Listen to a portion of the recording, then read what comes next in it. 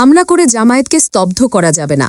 ফরিদপুরে অনুষ্ঠিত জেলা জামায়াতের গণসমাবেশে নায়েবে আমির ATM আজহারুল ইসলাম সরকারবিরোধী শক্তিশালী বার্তা দিয়েছেন। মঙ্গলবার বেলা ৩টের দিকে অম্বিকা ময়দানে হাজারো মানুষের উপস্থিতিতে তিনি বলেন, দেশের মানুষ এখন পরিবর্তনের জন্য প্রস্তুত। তার দাবি, দেশব্যাপী গণজোয়ার সৃষ্টি হয়েছে, আর এই গণজোয়ারের শক্তি দেখেই অনেকে ভীত হয়ে আবোল তাবোল বলা শুরু করেছেন। হামলার পথ বেছে নিয়েছেন, কিন্তু হামলা করে জামায়াতকে স্তব্ধ করা যাবে না, এটা তাদের বুঝে নিতে হবে। আওয়ামী লীগকে আক্রমণাত্মক ভাষায় সমালোচনা করে তিনি বলেন, যারা দীর্ঘদিন ধরে নিজেদের দেশের পক্ষের শক্তি দাবি করে এসেছে, তারা আজ জাতির কঠিন সময়ে দেশের মানুষকে অনিরাপদ রেখে পরদেশে আশ্রয় নিয়েছে।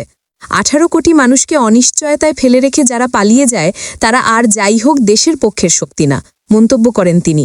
তার অভিযোগ, বিদেশ থেকে আন্তর্ঘাতমূলক কর্মকাণ্ড চালিয়ে দেশকে অস্থিতিশীল করার চেষ্টা চলছে। নারীর অধিকার ও সংখ্যালঘু নিরাপত্তা নিয়ে বিভিন্ন অভিযোগের জবাবও দেন তিনি। বলেন, কিছু মানুষ ইচ্ছাকৃতভাবে প্রচার করছে জামায়াত ক্ষমতায় গেলে নারীদের স্বাধীনতা থাকবে না, চাকরি করতে দেওয়া হবে না, বোরকা বাধ্যতামূলক করা হবে। সবে মিথ্যা ও উদ্দেশ্য প্রণোদিত। আমরা নারীকে শালীনতার পরামর্শ দিই, কিন্তু নারী বিদ্বেষী নই। সংখ্যালঘুদের নিরাপত্তা প্রসঙ্গে তিনি দাবি করেন, 2025 সালে দেশে দুর্গাপূজায় কোনো হামলা বা মন্দির ভাঙচুরের ঘটনা ঘটেনি।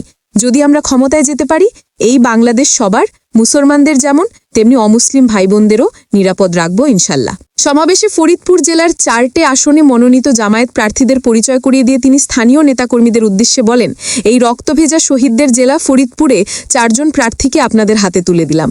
শহীদের রক্তের বদলা নিতে হলে তাদের বিজয় নিশ্চিত করতেই হবে। আবেগ, অভিযোগ ও প্রতিশ্রুতির সমন্বয়ে তার বক্তব্যে স্পষ্ট ছিল যে জামায়াত নিজেদের গণজোয়ারের কেন্দ্রবিন্দু বলে তুলে ধরতে চায় এবং যে কোনো বাধা ও হামলার মুখেও রাজনৈতিক লড়াই চালিয়ে যেতে